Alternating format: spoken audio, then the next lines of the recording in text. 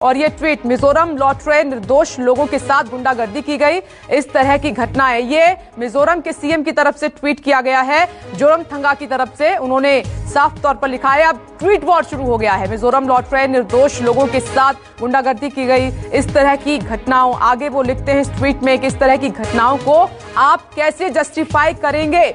केंद्र को टैग किया है, मतलब गृह मंत्री अमित शाह को उन्होंने टैग किया है और प्रधानमंत्री नरेंद्र मोदी को यह ट्वीट टैग किया है। उन्होंने कहा कि मिजोरम लौट रहे थे कुछ निर्दोष लोग, उनके साथ रास्ते में गुंडागर्दी की गई और इस तरह की घटनाओं को आप कैसे देख सकते हैं। उन्होंने कहा है कि इस मामले में आप हस्तक्षेप कीजिए और इसका समाधान जल्द से जल्द निकालिए, क्योंकि इस हिंसा के बाद अब ट्विटर वॉर शुरू हो गया है और मिजोरम और असम के सीएम आमने सामने हैं, जो एक दूसरे पर आरोप लगा रहे हैं। जोरमथंगा की तरफ से, जो कि मिजोरम के सीएम हैं, उन्होंने असम के लोगों पर, असम की पुलिस पर ही आरोप मर दिया है। यह बड़ी खबर। हिंसा की जांच के लिए कांग्रेस ने कमेटी बनाई है। अब कांग्रेस इस मामले में एक्टिव हो गई है। कांग्रेस ने 7 सदस्यीय दल की कमेटी बनाई है जो इस पूरे मामले में जांच करेगी। कमेटी सोनिया गांधी को रिपोर्ट भी सौंपेगी। दरअसल हुआ क्या था, क्योंकि मिजोरम के सीएम जो है आरोप लगा रहे हैं कि हमारे कुछ लोग रास्ते में थे और वो मिजोरम लौट रहे थे, तभी उन पर हिंसा हुई, गुंडागर्दी उनके साथ की गई,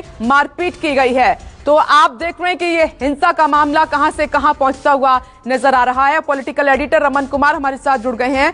रमन, कांग्रेस की तरफ से तो एक जांच कमेटी का गठन भी कर दिया गया है। अब उस बॉर्डर से ट्विटर वॉर शुरू हो गया है। अब दोनों सीएम आमने सामने हैं। बिल्कुल, सबसे आश्चर्य की बात है और यही सवाल बार बार किया जा रहा है कि गृह मंत्री का भी नॉर्थ ईस्ट दौरा हुआ था और उस दौरे के दौरान असम के मुख्यमंत्री और मिजोरम के मुख्यमंत्री से इस सीमा विवाद पर बातचीत भी हुई थी।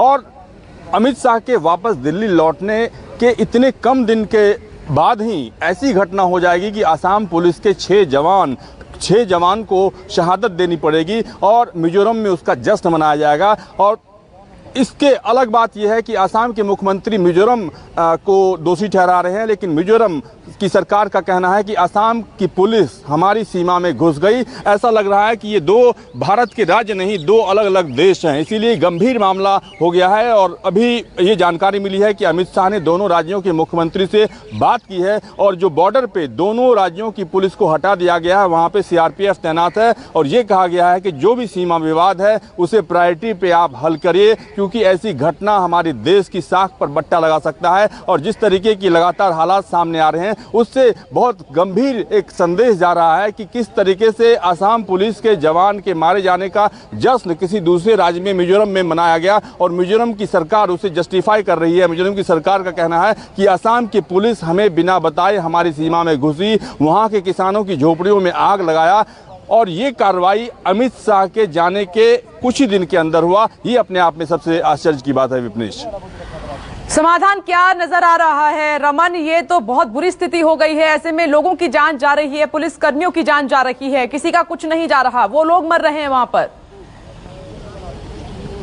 बिल्कुल, अमित शाह की बात दोनों राज्यों के मुख्यमंत्री से हुई है और सीमा पर दोनों राज्यों की पुलिस को हटा दिया गया है। यानी कि जो विवाद था, उस विवाद का जब तक निपटारा नहीं होता है तब तक उस सीमा पर, उस जगह पर किसी राज्य की पुलिस नहीं जाएगी। सेंट्रल पैरामिलिट्री फोर्स के जवान वहां पे तैनात रहेंगे।